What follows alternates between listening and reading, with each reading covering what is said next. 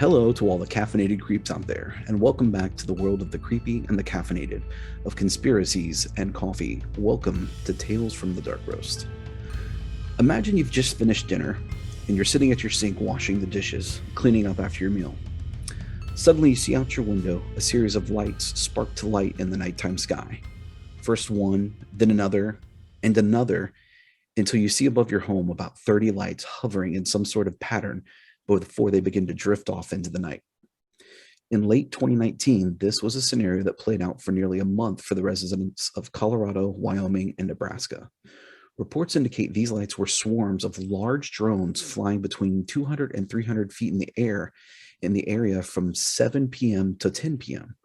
These reports also indicate that they would fly in a search pattern covering an area about 25 miles before moving on to the next square in the grid.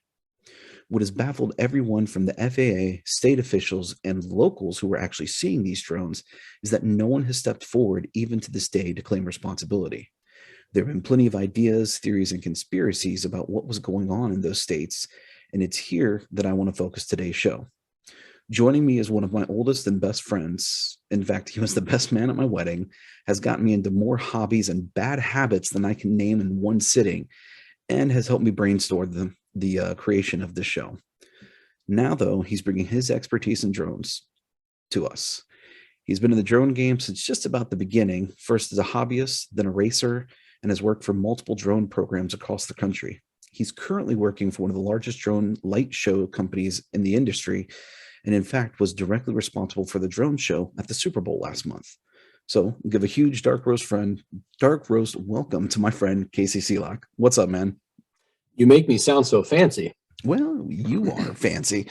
And I'm just going to point out, even though there were some bad habits, they're not that bad. No.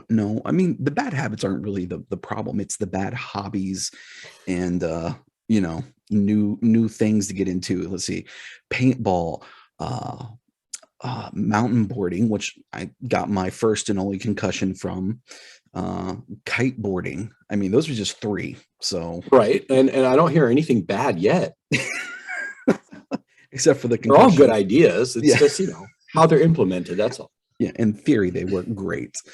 So for sure. But all right, man. So what are you drinking before we get into this? So I am down here in Corpus Christi, Texas, and the local grocery store, HEB, the local chain, they have come up with a partnership with a coffee company to create a Taste of Texas series. And a lot of those have become my daily drivers lately. So this evening, it's the San Antonio Taste of San Antonio blend. And it's a little bit of vanilla, a little bit of chocolate, a little bit of cinnamon, and a nice kind of medium to dark roast. You know, it's funny. I think I've had more guests on this show from Texas than any other state. And we got weird and wacky things down here, man. Yes, you do. But I think almost all of them have been drinking HEB coffee.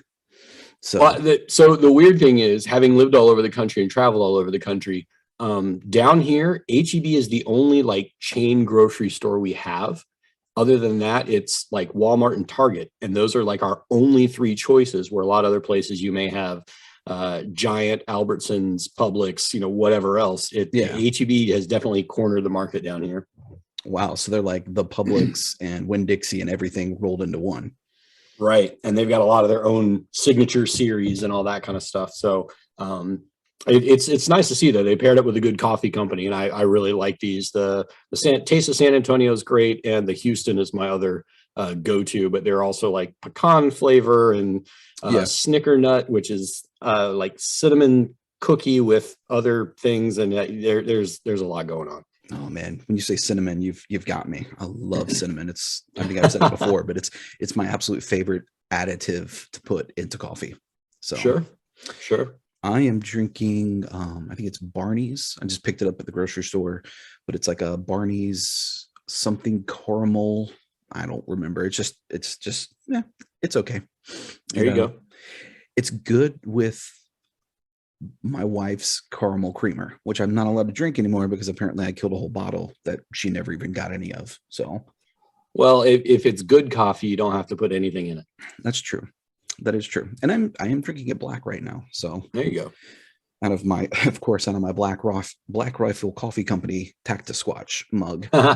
Nice. So, but so yeah, to everyone out there, I said that Casey was an expert, and a lot of times my experts are really just people that have a vast knowledge of the information. But in this case, Casey really is an expert in this field. He's been doing drones for at least the last, close to 15 years? Yeah, about 10, just over 10 at this point. So started out with just, little toys, kind of like everybody does. Oh, this is a neat little $15 or $30 thing that I got at the local store. Let's see how much I can destroy this. And then it got to literally ordering parts online, sourcing them from China, getting them shipped over, waiting forever for that to happen. Teaching myself to solder and then learning how to put all these components together, do the calculations and make it work.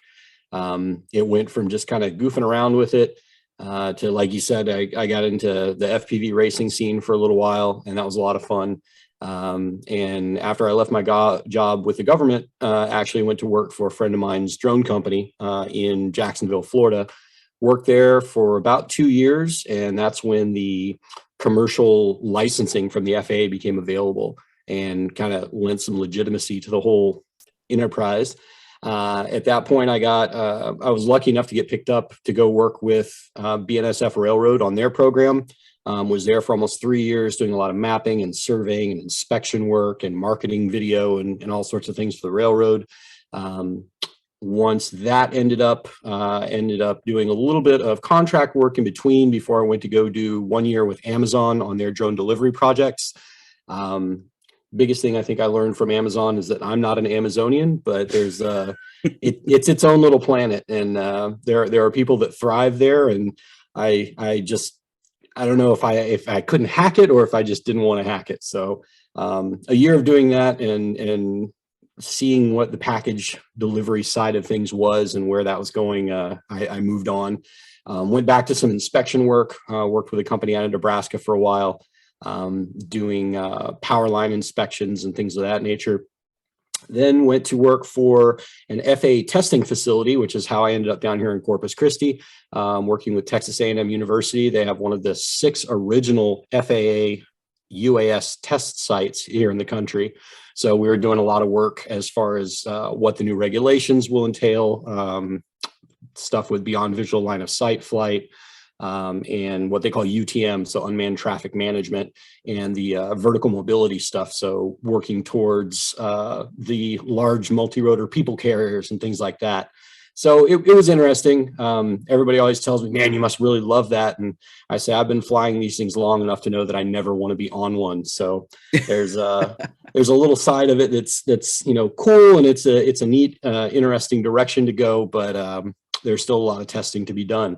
So did that for a little while, and now, like you said, I'm working with a company called Pixis Light Shows, and we are out of Alexandria, Virginia. I still live in Texas now and travel constantly, but we, as you said, we do drone light shows, and we were lucky enough to work with the NFL, and I was lead pilot on the project, but couldn't have done it. We had a team of about 20 people. And without everybody firing on all cylinders and doing what we did, we couldn't have pulled it off. So I'm the lucky guy who got to say that I pushed the button and made it all happen. But there was a lot of behind the scenes stuff and a lot of folks that I really couldn't have done it without. So it was exciting. It was a really cool project. It was a really cool project, and it was a really cool show. I actually did not watch anything from the Super Bowl except for that light show that you sent me the link to. I haven't seen any of the commercials. I didn't watch the halftime show. I didn't watch any of the gameplay except for that light show. So, sure. And I remember, I think the day after, or a couple days after, you sent me a picture, and you had a little arrow, and it said, Casey, this is me. This is me. And it was the top of not a skyscraper, but the top of like a huge office building. And that's where you guys were working. Actually on the roof of the LA Convention Center. So it was a logistical challenge and an airspace challenge and all sorts of things. But it's kind of that type of project that we're working on, I mean, you look at that and everybody goes, there's no way that's drones. There's no way that's this. And it kind of leads into what we're talking about today. You know, you get these large lights at night, how things change, how things move, our perception of what they should look like. We're kind of getting to the point now where very few people have not actually seen a drone, whether it's, you know, little Bobby's DJI Phantom down the road or a Mavic of some sort, the DJI Mini, that sort of thing. Yeah. Some folks have seen some of the larger stuff, which is cool, but it's not as prevalent as people would have led you to believe 5 years ago. I mean, by now we're supposed to have those things zipping all over the place, dropping off packages and bringing us food and whatever else you want to talk about. Dodging buckshot from people in the country. Yeah. Surprising you say that. A buddy of mine actually had his drone shot down, his work drone shot down yesterday. So Oh, wow. it's intense. There's a lot of public misconception and a lot of just lack of understanding as to what it is that we're doing and what we're doing with it. There's no real reason that I'm going to waste $20,000 on a drone to come look in your backyard and see what you're doing. I've obviously got bigger and better things going on than your little life, but there are some people who think they're the center of the universe, I guess, and everything's about them. Yep. Big Brother's always watching. The government's gotta keep an course. eye on them with their 5G Of course. trackers and yeah. Yeah. So So well, I think that's a good segue into what was going on in 2019 because I gave a very brief description of it, but basically what was happening, the authorities said that almost like clockwork from 7 p.m. until 10 p.m., drones were coming up in formation of about 30 drones, and they could see the lights, I guess, on them, but I never got a description of what color the lights they were seeing were. I never got anything saying they were bright white lights or they were green or red or, you know, there's no description of the light color. But they were flying in some sort of pattern between 200 and 300 feet. And they would literally like a search pattern through a grid of about 25 miles wide. And then they would move on to another grid. And then basically at 10 p.m. it'd shut down and then they would go. And then the next day, the same thing would happen. And the way it's described in that manner, it definitely kind of lends to the idea of a mapping mission or some sort of, you know, dedicated pattern where you're going to put something out and it's going to track in a certain direction and focus on a certain area. If you're running with swarms, I did work at one point with a company actually out of Israel that we were trying to automate some of the mapping and surveying we were doing to where you could have 4 or 5 drones at a time keyed into software, and it would basically divide the area up that you're flying at and give each drone a specific area and then coordinate the motions of those drones so that they were never within a certain distance of each other and you completed the actual mission a lot quicker. I think it's a great idea. And you know, in that vein, if there are, you know, sensitive targets out there that they were looking at or testing or what have you, it makes sense. There's just a whole lot that goes on in those stories that don't quite click with me.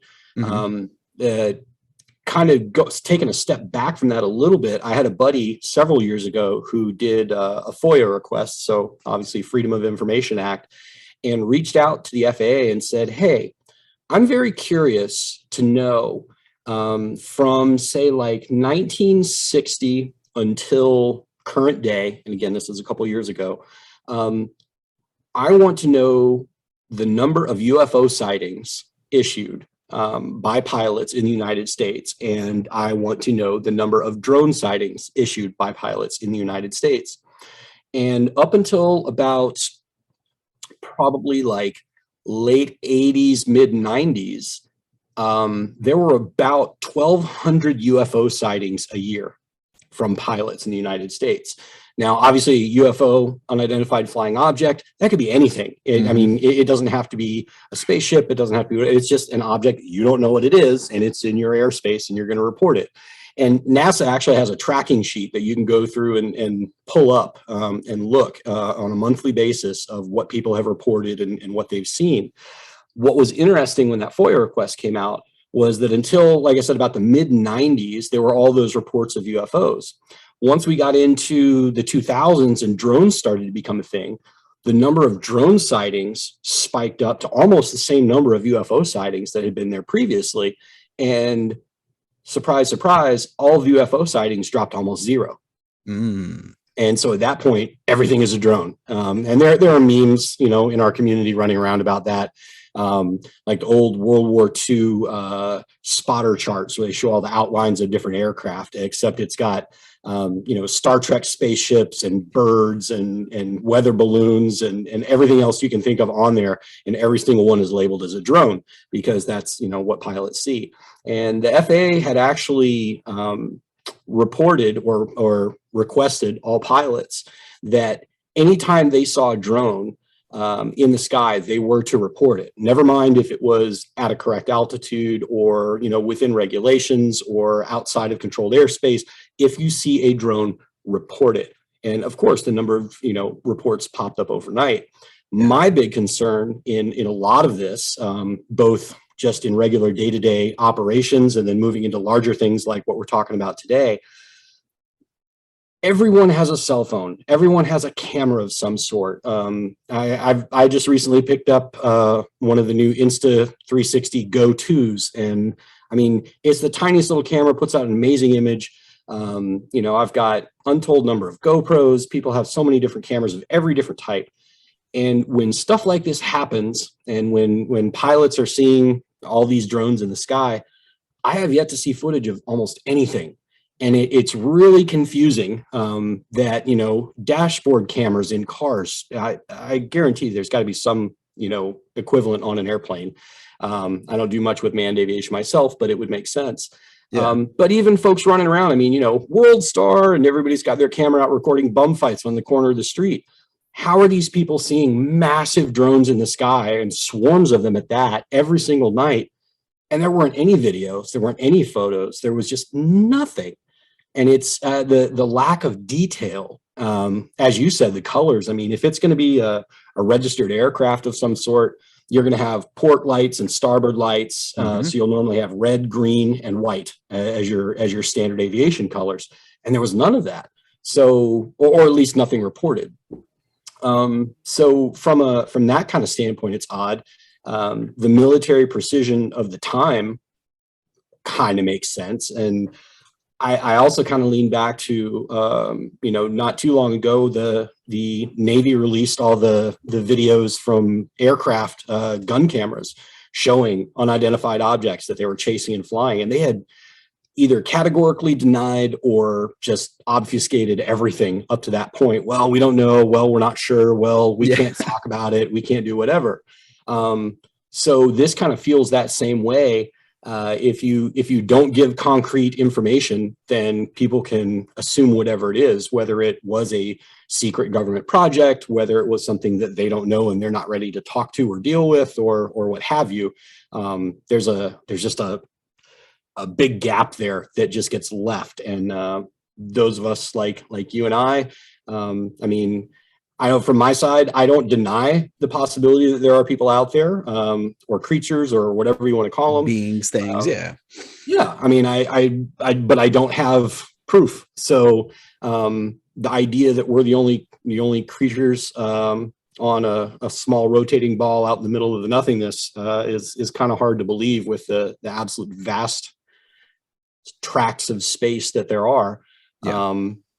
So, I mean, who knows? It could be, but the tech and the science, like I said, is really kind of coming to a blend at this point. You know, years ago, folks who would have seen one of our drone light shows would just be absolutely gobsmacked at it. And there are still people. It was great just hearing the crowds on the street around us just oohing and awing as giant stars go up to turn into the NFL shield and turn into football players throwing a massive football back and forth between each other in the sky. And, you know, every time I see it, as much as I know it's going to happen and everything's working on a very pre-programmed schedule, it just gives me goosebumps. It's the coolest thing to see, and it's a really cool thing to be a part of. So it's easy to see how people would be a little bit freaked out.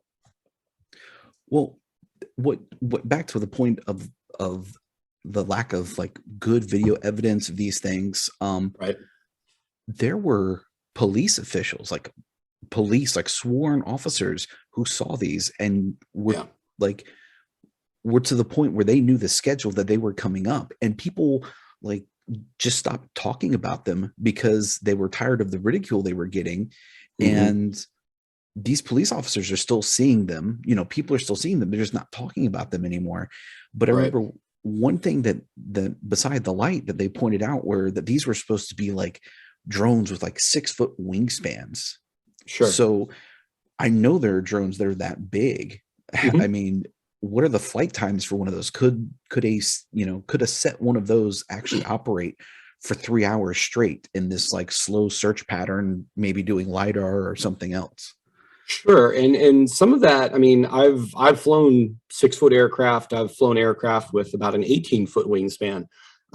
They do exist, but you're dealing with different types of flight at that point. So a traditional multi-rotor, if you're running on batteries, which, lithium polymer LiPo batteries, they really haven't changed much since the 50s, as much as the rest of the tech has really jumped up and moved on. The battery technology has stayed pretty much the same. And on a regular consumer drone, you're talking maybe, I mean, at max, like 20 to 40 minutes. And that's very conservative if you're not doing a whole lot of extreme maneuvers, not a lot of climbing and diving and dipping and moving around and that sort of thing, more of just a hover. Anything larger than that, like I said, the 18-foot wingspan stuff, it actually was more of, it used the multi-rotor function to just get up to altitude, basically what we call VTOL, so vertical takeoff and landing. And you would have enough power to get up to altitude, say like 100 or 200 feet. And then there's a gas motor that takes over, and then it flies like an airplane. Obviously much louder because you're using a two-stroke motor or something of that kind. And at that point, you're actually using true aerodynamics. A multi-rotor, once the rotors stop spinning, it's going to fall out of the sky. I mean, right. Takeoff is optional, landing is mandatory. It's coming down whether you want it to or not. With these larger ones in the airplane style, once it gets up in the air and it's got forward motion and air coming over those wings, you can fly it like an airplane. At that point, you're talking 18 to 20 hours worth of flight time, but it's a much more active motion in that they're going to have to orbit in large circles. They wouldn't be able to hover like a multi-rotor would, which a lot of these stories and reports seem to be leading towards. So it's kind of hard to think that, but there is more technology coming out using heavy fuel engines that are basically onboard generators. So you're getting the electrical power you need from a gas motor that would then allow you the possibility of maybe a couple hours of flight time. The idea that, I mean, obviously the government's going to do what they want no matter what, but the idea that they would put something like that together when there is a large community working so hard on it, there are just now companies coming to the point of being able to put that into operation. Hydrogen fuel cells are an option. Like I said, heavy fuels and things like that, but you're still getting, there's a large infrastructure to that. And again, if people are seeing these on such a regular basis and the time and all that kind of stuff, the idea that they weren't able to figure out where they were coming from, because it's not like they had warp speed, hyperdrive, whatever, where all of a sudden just blip and they're, miles away.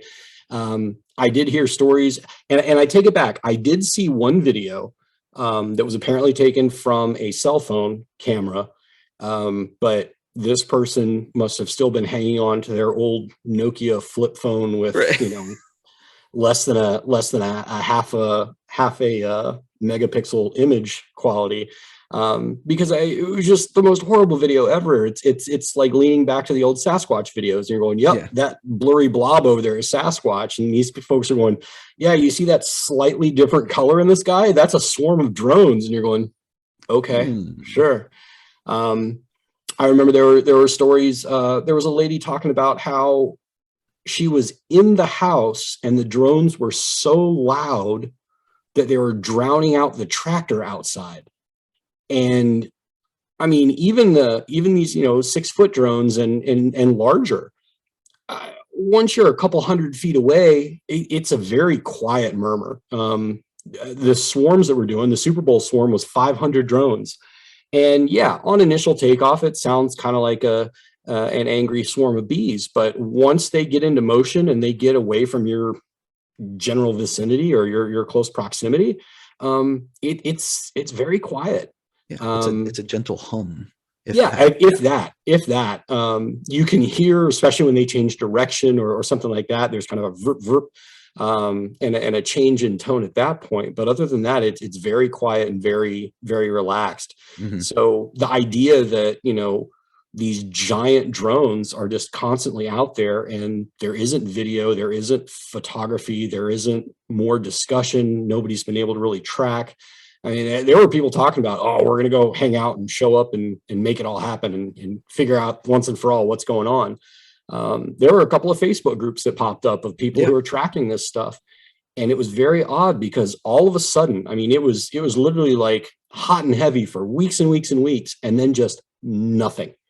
And some of these groups, you would see people pop up, are we still talking about this? And no response whatsoever. It's like, how are we really that much of goldfish that, 3 seconds later, we're on to the next thing and have no clue what was just happening?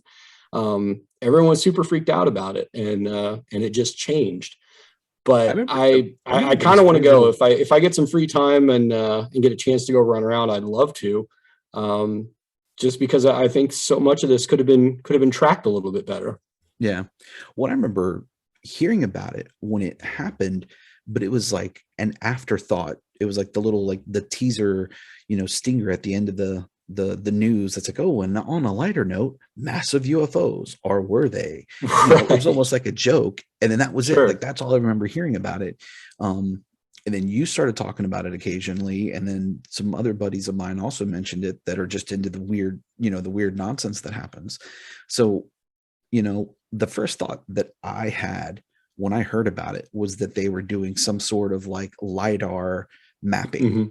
Because I know you've said you've done that with drones, right? Or you've at least been part of some program. I've got buddies that do it. I've barely touched on it, but I mean, solid LiDAR units are getting smaller. Everything, technology advances and things improve. But decent LiDAR packages are pretty good sized. And so unless you've got a heavy lift aircraft that can deal with that, you're not going to be able to track too awfully much. I mean, I've actually talked in the last couple of years with military folks who they know what they've been told and what they've been taught. And as we start talking about actual drones and operational parameters of drones, they're asking questions about things that we in the hobby world or the commercial world figured out years ago. And just the research hasn't come through for them. I had one guy that was asking me about the whole idea of mapping, but his idea was, well, we want to figure out if we can put a camera on one of these things. And I was like, literally with what I have in my house right now, I could come out to your facility and map the whole thing down to 2-centimeter accuracy and have it to you in your hands in 3 days. I was like, well, really? Like, yeah. And this is with stuff I bought off the shelf, man. It was already built and done. Like it's not the research and development that goes into it. Yeah. So you're just handing in the data at that point. Exactly. I mean, data is king and the drone is a tool to get your sensors where they need to be. The actual airframes and a lot of that is pretty set in stone at this point. But now we're looking at, different options. So like I talked about earlier, the vertical mobility or urban mobility, excuse me, of moving people around, basically Uber as a 9 to 12 person people carrier, or, working towards newer fuel systems and things like that. But the aircraft themselves, I mean, everything you see for a while, everybody thinks as soon as you say drone, they think of the DJI Phantom, which is a little marshmallow puffball drone. And anytime anybody talks about Amazon and their delivery stuff, they think of the old commercial from, gosh, that was 2013, 2012, something like that they released their first videos of that cute little black pyramid shaped drone with a little yellow box underneath showing up and leaving a pair of shoes on your front porch or a phone charger or what have you. And then just and then just flies away, and it's all fun and exciting. I'll tell you right now, I mean, having worked on that project and seen what that has developed into, that thing is massive. It's huge and still only carries 5 pounds. So, I mean, the tech is slowly evolving. And again, the idea that the government could have thrown something together is entirely possible, but to what end? If that's out there, it's surprising that nobody's figured it out. And obviously a facility that could push or track that many drones at a time on that scale, especially just over 2 years ago. Right. Yep. So, because it's the technology has changed so much in just those 2 years. Absolutely. So, but you were saying for a company or an agency to be able to do that. Right. I mean, the footprint would be large. I mean, even with our drone show drones, they're just a little bit bigger than probably a DJI Phantom, but not much. And all they're carrying around is that LED light and then moving around. But we get about 10 to 15 minutes of flight out of a single show, and they're not carrying that much. It's not that much weight, and it's mostly just the motion and moving. But the footprint to put that show in the air, like I said, we were flying from the top of the LA Convention Center, and when you've got those drones out, you've got to give them enough space that when they come back into land, there's room and adjustment. So you're talking anywhere from 1.5 to 3 meters between drones on landing, and those are small 5-inch propellers. You move up to a 6-foot across aircraft, and their props are probably 24 inches or so at that point. There's a lot to be lost when they start banging into each other, and you just can't risk it. So yeah, it's it would be a pretty large undertaking. And again, not that it couldn't be done, and there are lots of wide open areas that I've been up on the border between South Dakota and Nebraska. I mean, holy cow. I made a video at one point. I walked out in the middle of a grass field and just screamed at the top of my lungs, expecting for somebody to turn around and go, "Shut up." I mean, there was nothing. The sound went away. No cows came, no birds called, like nothing. It was just dead quiet. So who knows, stuff out there, and it could be gone. Down here in South Texas, get down towards the border, there's all sorts of crazy stuff going on, whether it's human or otherwise. And I mean, we still hear reports of chupacabra and everything else. So yeah, the idea that a couple of drones are hiding somewhere is entirely possible. Or maybe it is aliens coming in to check in on us, and they were looking at stuff. Who knows? Right. Came to prod a couple cows. What so with all this in mind, like I said, I instantly went to some sort of mapping or something like that. Mm-hmm. If these were drones, what do you think, with what you know of the industry and everything else, what do you think they could have been doing out there? Like I said, the description of very patterned flight and focusing on certain areas definitely does lean towards the idea of mapping, mm-hmm. Or some sort of inspection. Doing it with multiple drones, like in swarms, unless you are trying to cover huge, massive areas or carrying a lot of different large sensors, I don't know why you would need all that extra stuff. I mean, LiDAR is pretty solid in that it's going to give you a whole bunch of little laser dot reflection points all over, and then you can build 3D maps from that, do some very accurate distance and size measurements with those metrics. So why you would need that many, I don't know.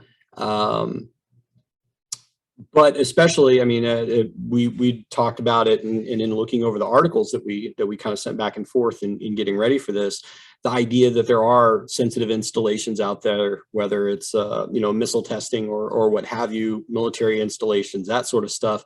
I guess that's kind of the trigger that would freak people out as to, if it's not the military doing their stuff, what private company could possibly make that happen. And if it's not them, then who is it? Is it otherworldly invaders or just people other checking us out. countries, or yeah, for sure, is it espionage? Is it drone espionage? Because right. And I mean, I see articles all the time of people coming in, oh, so and so shot down a drone over wherever, and when you see it, it's normally a larger fixed wing style airplane. Most people have taken the name drone to either be like the MQ-4 or MQ-9, like the Reapers and the Tritons and things like that, the that the Air Force style and the drones, Army right? are flying. Yep. Or they immediately go to little multi-rotors that people are using for real estate and everything else. There's a lot of other stuff out there that qualifies as a drone. They all have their uses, they all have their purposes, and there are lots of possibilities out there. So again, I'm not ruling anything out, but as we hear these stories, having a kind of a grounded knowledge of the industry and the tech that's been available, some of the stories just don't make sense. Like I said, some of this stuff and some of the actual eyewitness reports came back and from sound possibilities or motion possibilities that I know of, in the industry. Some of it doesn't make too much sense. The other one, and I don't think I sent you too many articles on this, but in Phoenix, Arizona, or no, Tucson, Arizona, last year, there was an incident where they're calling it a drone, but it also kind of hits the UFO kind of side of things because it didn't make too much sense. There were 2 police helicopters chasing this thing, and it was playing with them. I'll have to find you a graphic at some point, but it literally shows where it's doing like loops and orbits around these aircraft and just kind of loop-de-loop patterns over the city for, they chased it for the better part of an hour, if not more. And the idea that anything hobby grade or even prosumer grade, if you want to go that far, would be able to stay up for that long is absolutely insane, especially with the kind of acrobatics and things that they were talking about. Well, you mentioned the wind, like that it was clocked supposedly doing like 100 something miles an hour into 40-mile-an-hour winds. Right. So they're saying, 100-mile-an-hour speeds into 40-mile-an-hour headwinds. And I mean, the physics of that just don't really make a whole lot of sense. It's, I mean, a multi-rotor is not aerodynamic. It hangs in the sky in the same way that a brick doesn't. And without the propellers being tuned a very special way and things being balanced and calibrated, it's just not going to happen. And the battery tech is not going to keep up with it either. So the idea that it was hitting these insane speeds and climbing to altitudes of like 14,000 feet, I have a real hard time believing that it was quote unquote a drone. As some of these people keep throwing back. And the news stories were like, well, this was obviously not just some regular hobbyist drone. I'm going, yeah, I don't know whose drone that could be, but man, do I want to get a hold of some of that tech, because there's a lot of stuff we could do with that. If anybody had developed something that could do those sort of things, I have no doubt it would have been out on the market in some way, shape, or form, whether it's the battery tech or the flight capabilities, the propellers, or what have you. Yeah.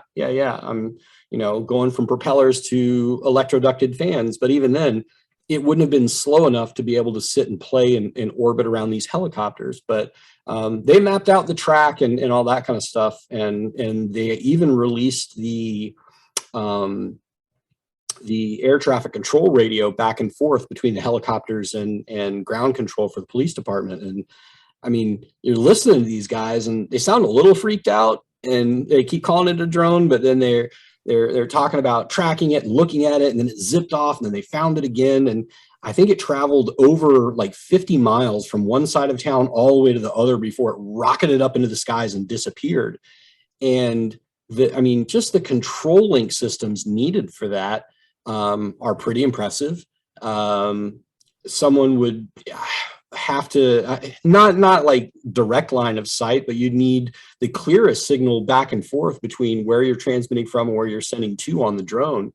And playing around with the helicopters like that, they would have to have very accurate view of what they were doing and what was around them. So it's just another one of those things. I mean, sure, maybe it was some guy that knocked together an amazing drone that blows every technology we know about out of the water, and he just hasn't decided to share with anybody yet because he likes his toys. Right. But it's Elon Musk's new drone that we don't know about. Yeah, He's just bored. Elon and a couple other guys knocked something up in the garage last night, and they were checking it out over Tucson. I mean, there is a large aviation community in Tucson, just because the weather there kind of lends to that kind of development. Mm-hmm. There are also military, facilities there, so it's possible that it was some new military thing that was out zipping around. But I mean, these guys even brought up they were having problems tracking it visually, but said that they did see a light in the middle of it, that they did think that it was a drone. But when they tried to track over to like night vision and thermal and stuff, that they couldn't pick it up. And that doesn't make a whole lot of sense, because even the little racers that I play with, you run that thing at high speed. I mean, nowhere near 100 miles an hour, but 60, 70, possibly 80 miles an hour, for any extended period of time. And our batteries on those, we're up, if we're lucky, for 4 minutes. Yeah. Because they just suck that battery power like juice.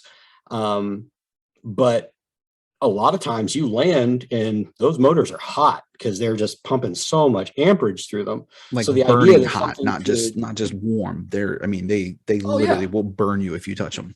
You can, yeah. If it's quite that hot, you probably got something wrong with your system. But I mean, absolutely, the test of holding on to it, they will get really, really hot. So the idea that something could perform at those specs and not even show up on multispectral systems like that, again, it's a little hard to take. So where do you go with that, and what do you take away from that? It's anybody's guess. I mean, in all reality, it is a UFO. It's unidentified flying object. Whether it's terrestrial or not, that remains to be seen. Gotcha. That's a really good point about that too, though. Just the fact that we don't know what it is. Yeah. So, final thoughts. What would you say? Do you think at least the stuff in the Colorado, Colorado, Nebraska, Wyoming area, that whole Great Plains, do you think those were drones, or do you think it was maybe just something else that was misidentified? I mean, it's hard to figure out what else it could have been based on the way it was defined. The running jokes from years gone past is that it's always swamp gas or a weather balloon, right? Yeah. So how do you say, well, these things that were moving coordinated in groups of 30, and tracking between these hours and these hours every night, how do you say that's anything other than what they said they were? But the lack of evidence to me seems pretty sketchy. I don't know what else they could have been at that point. Even helicopters would have been very noticeable or characteristic. And most people that live anywhere that helicopters are around on a regular basis, they're going to know for sure, that that's a helicopter. You can hear it coming. You can see the pattern. The way it flies. But you look even in the UK a couple of years back, there was a drone scare at Heathrow, and they said, 100% it was drones, and it was this and it was that. And then they were never able to track it down. And going back and researching and studying it later, they realized that in the distance, a couple miles away from the end of the runway, there was a construction site with these giant cranes that had lights on them. And as those cranes turned, they panned left to right and moved back and forth in very similar fashion to a drone on a flat pattern flying back and forth. And they said, chances are there never was a drone. We had nothing on radar. We had nothing that anybody really saw. And nothing, again, no footage, no photos, no anything. And anybody that we tracked down that we thought might have been connected turned out to have alibis and everything else. But now that we see those cranes moving in the distance and actually record how they move, it moves eerily similar to how a drone would work. Too many of the collisions that have been reported with drones have turned out to be absolutely nothing. There was one, it literally turned out to be a plastic bag. There's lots of that kind of stuff where you look at it and just kind of go, well, we're quick to throw that out there and just say that, oh yeah, it was a drone, because that's the easy story. These things, whatever they are big by every account that we've heard. And in those kind of numbers, yeah. I mean, in those kind of numbers and the motions that they're saying, I have no reason to doubt it. I just don't understand why we don't have more documentation, especially if people were so used to it and literally almost able to set their watches by the time that it was coming out. Somebody, I can't believe that somebody wasn't sitting there with a camera recording it.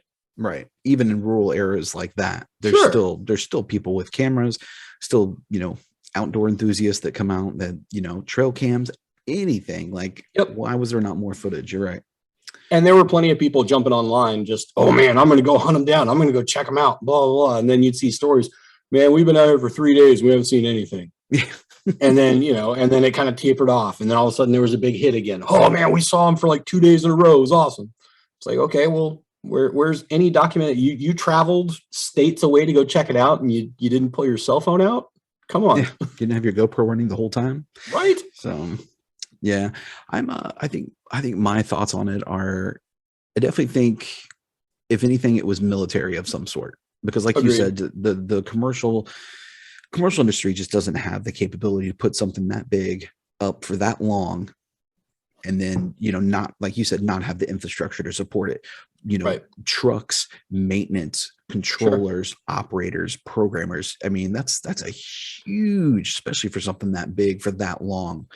Right. You would have at least had a large warehouse to keep them in, and people in that area have been like, you've got that big warehouse and you don't have any gear in it. What's in there? I mean, somebody would have brought it up. Yeah. Where are all the technicians that are staying at local hotels and going to, restaurants to eat? Because they're not going to stay on the base after the first week. They're gonna be like, all right, I'm tired of this base food. Like, let's get out of here. Sure. So, I think the last thing I'll mention, and we kind of touched on it briefly, is that, there are a lot of military installations and missile silos out there. And I had read somewhere where there was a theory that they were actually out there basically testing and mapping the anti-drone capabilities of these facilities to see if they could notice and basically detour drones. So right. Well, and I will say to that point, CounterUAS, so unmanned aerial, I'm sorry, we've changed the term now. It is now uncrewed aerial systems, and I'm not going to get into that, but that's the new term. But now CUAS, so CounterUAS, is becoming a big thing. Unfortunately, there are a lot of snake oil salesmen out there saying that they can do things that I don't see them having the capabilities of doing. But there are systems that I've seen that are able to track, and obviously with critical infrastructure of that nature, it would make sense to test it. But in my mind, I don't understand the scope and the scale of it at that point for those reasons. Right. For nearly a month every night for 3 hours a night. Yeah. Right. Because I mean, if it's something that is purposefully designed for that, and you're the only person that has it, who cares if you can keep your own stuff away? You're worried about what other people have and what you can keep away of theirs. So, 30 drones at 6 feet plus across at a time in swarms of 30, that seems excessive. Yeah. To say the least. Sweet, man. Well, that being said, I want to get my hands on some. Absolutely. Yeah. I still need to get you to take me flying. Like, oh, for sure. For sure. We'll make it happen. So, all right, man. Well, I really appreciate you coming on the show. And a pleasure. Thanks for all your expertise and insight on it, because like I said, I had read a little bit about this, but I didn't really start looking into it until you brought it up as something you wanted to talk about. Sure. And I mean, it's kind of blurring that line. Like I said, what was sci-fi only a couple of years ago is stuff that we deal with on the regular now. So it's it's kind of interesting to see that and trying to figure out where that line is and where it moves to, what's supernatural, what's not, what's technological, and what's fantasy is amazing. And it's an amazing world, and what a time to be alive. Yep. All right, man. Well, I appreciate it, and hopefully we can find something else to talk about, or maybe if we get another really good topic, we'll rant on that one day soon. For sure. Glad to come back. All right, man. Well, thanks again, and we'll get with you soon. All right. Good chatting with you, bud. Bye, everybody. All right, guys. Well, thanks for listening and experiencing another Dark Roast story with me. I hope you enjoyed the episode, and let me know in the comments what you think took place in December of 2019 in the Great Plains area of Colorado, Wyoming, and Nebraska. Maybe you have friends or family in the area. Maybe they have footage. I'd love to see it. I'd love to put it up here. Or if you guys know some links or some YouTube videos that actually have good footage, not just, potato cell phone cameras, I'd still love to see it. Remember, you can find the show on most major platforms: YouTube, Spotify, Google Podcasts, and Instagram. Just search for Tales from the Dark Roast. Wherever you're listening, leave us a comment, a review, or just hit the like button if you're enjoying the Dark Roast. It helps me to grow the channel. If you want to message me directly, you can do so through Facebook, and you can also drop me an email at tfdr.podcast@gmail.com, letting me know all about your experiences. So thanks for listening, and remember, I've always got a pot of coffee ready to pour and listen to your creepy stories. So stay safe and stay caffeinated out there, my friends. I'm William, and this has been Tales from the Dark Roast.